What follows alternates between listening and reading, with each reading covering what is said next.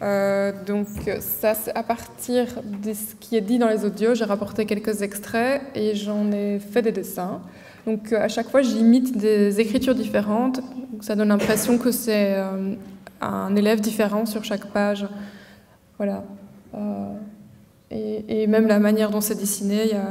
Donc là, l'avantage, c'est qu'en fait, on peut comme réentendre aussi ce qu'ils ont dit, mais c'est maintenant visualisé, en fait.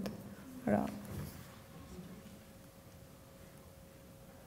Donc c'est vraiment c'est vraiment l'idée que ça part de l'idée que quand on est en cours, si on s'ennuie un peu, on a tendance à gribouiller sur le côté avec les feutres, le stylo, et puis tout à coup ça devient un dessin de plus en plus élaboré.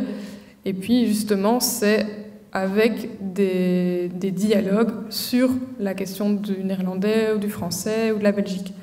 Donc finalement c'est une façon d'un petit peu se rebeller contre la page de cours qui est une page de cours pour apprendre la langue.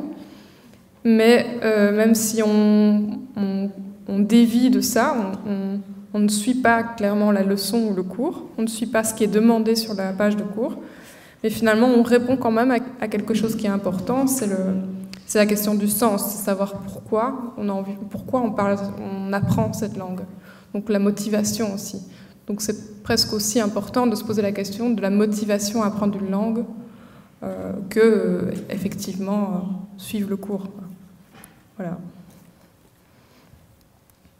Et donc ça, c'est une vision de comment le dessin a été installé dans l'exposition.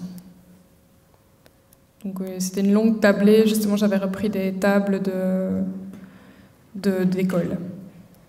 Voilà.